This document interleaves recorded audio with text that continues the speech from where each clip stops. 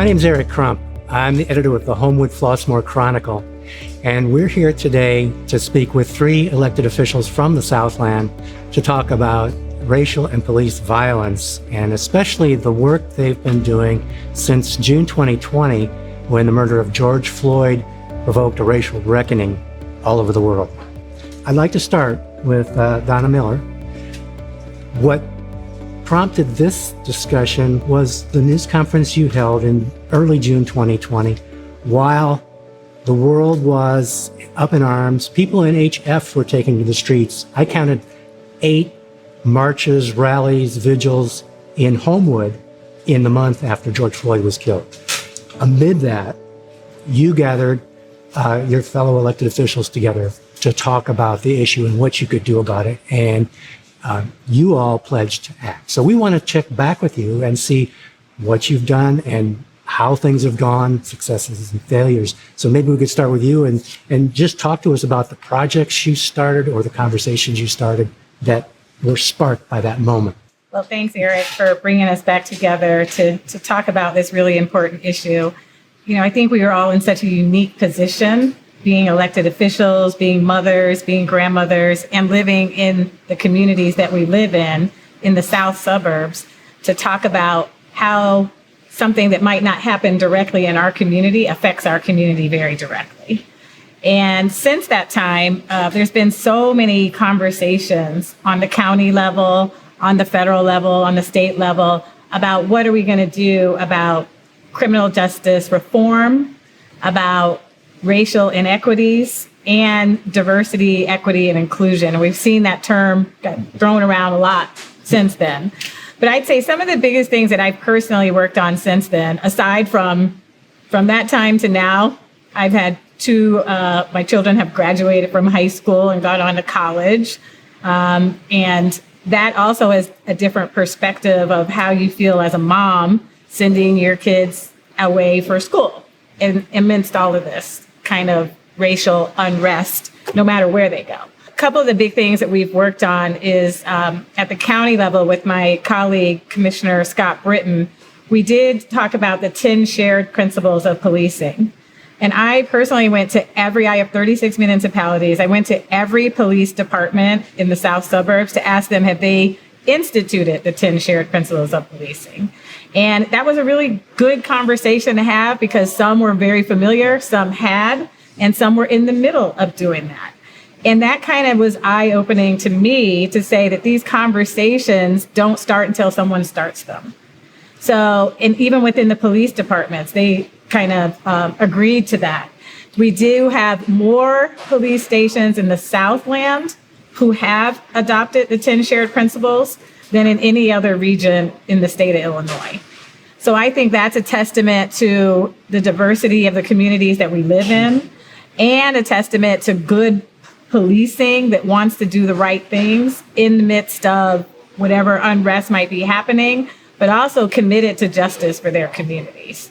So that's one big thing that we've worked on. We started with the Cook County Sheriff's Department. We went to the Forest Preserve Sheriff Police Department at Cook County, and then extended that out to the other municipalities. So, I mean, I always like to remind people that Chicago is a municipality. Chicago itself has not adopted the 10 shared principles of policing. So that kind of says something to larger communities that have a larger reach, not having the same focus as smaller municipalities do, or the same intentionality and focus. And just to help people watching this video, we'll post the 10 shared values that our police departments have in fact adopted. So yeah, we need to remind people what their commitment is. Absolutely. Okay. Congresswoman Kelly, I know the George Floyd Justice and Policing Act, the House has done its bit, but it's still not law, right? So I know that things can be frustrating when you're trying to commit the nation to reform, but maybe you can talk a little bit about that process and about what else you've been working on and any successes that you've seen. Sure. I was one of the co-sponsors of the George Floyd Justice and Policing Act. We were led by Karen Bass, who's now the mayor of LA, Senator Cory Booker, and then on the Republican side, Tim Scott. As you said, we passed it in the House, but we could not get it passed in the Senate. And now, since things have flipped, we probably would not be able to get it passed in the House. But we haven't forgotten about it, especially as a member of the Congressional Black Caucus. This is something extremely, extremely important to us. So I, like Commissioner Miller, I gather my police superintendents and speak to them about what's going on, what's available as far as training, what grants are available that they can take advantage of. This is very personal to me because I come from a police family, NYPD, and then my nephews are CPD, and I have a cousin that's NYPD still now in New York. And I remember my cousin saying that nothing is worse for a good cop than a bad cop. And then I have a son and now a grandson, 2 grandsons, actually. So I think about it all the time. You know, I make my son check in, even though he's a grown man now. But I still, when I know he's going off, I want to know that he's, come back safely. I've also worked with Attorney General Kwame Raoul to give federally attorney generals more power when it comes to police shootings. And that hasn't passed yet either. We were trying to wait to see what was going to happen with the George Floyd Justice and Policing Act, because we didn't want anything distracted from that. But now we're going to have discussions about the possibility of that going forward this Congress. And then, of course, we passed the big bipartisan gun violence prevention bill. And we're hoping that if we could get to the root causes, of gun violence or violence in general, that would also help in lessening these acts of young Black men getting shot. Great. Thank you so much. Representative Myers-Martin.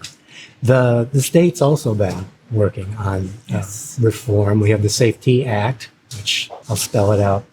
Safety, accountability, fairness, and equity today. So I know that passed. It's also undergone a lot of changes.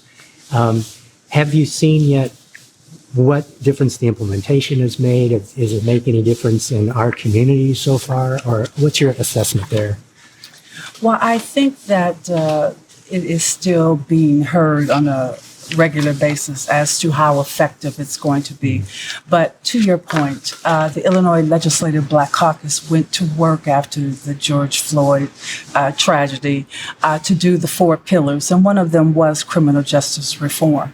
And in that, it required that police officers wear body cams by a certain year. It required that there be decertification committees to make sure that bad policemen did not remain on the force or even have the ability to leave one force and go to another force when they have been found to be in violation of the law.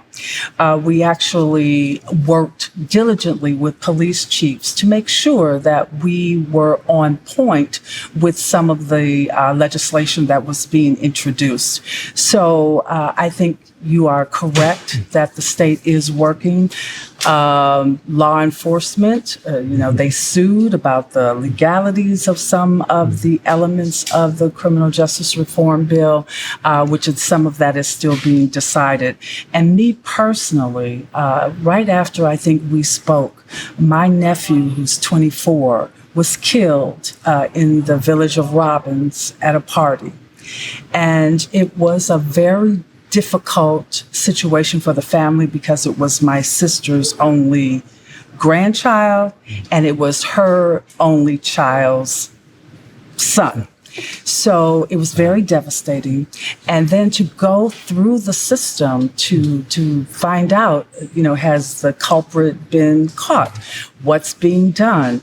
Where did he leave the car? I mean, she didn't even know where his car was. So it hurt. And I felt that very personally, aside from what was going on in the world. We have had 2 incidents in Homewood and Flossmoor in the last couple of years, and I've talked to the mother who lost her daughter to a police encounter, and she still doesn't have a full accounting of what happened. Absolutely. And, the investigation hasn't been officially completed, and her family is just devastated by that. They're mourning continuously. So, That is true.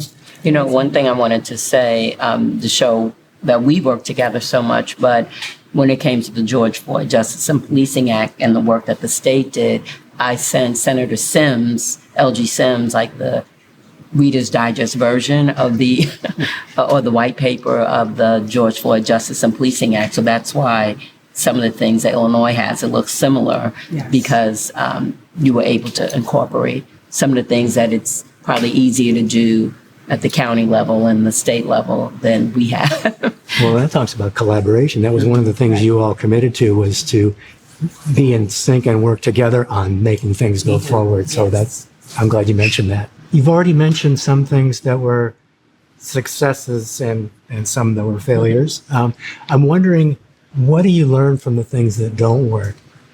And like, for instance, a big bill, you've adjusted, but what other lessons do you take from things like that about how to make change happen?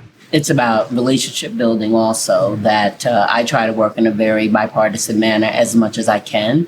There's been some things that have happened over the years, like January 6th, and then frankly what just happened with my colleague Adam Schiff, that make it very difficult to do that. But again, I'm about putting people first, and so we just try to find ways, like what would you agree to?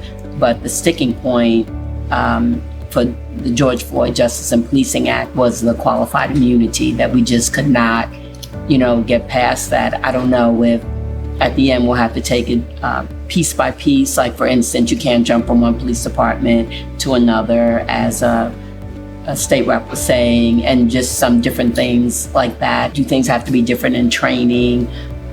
So maybe we've done that with bills, broken them down and taken it separately. So maybe that's something else we'll have to look at also. Come at things from slightly different angles and pick your fights and or changing who's in office, because who's at the table is how bills get signed into law.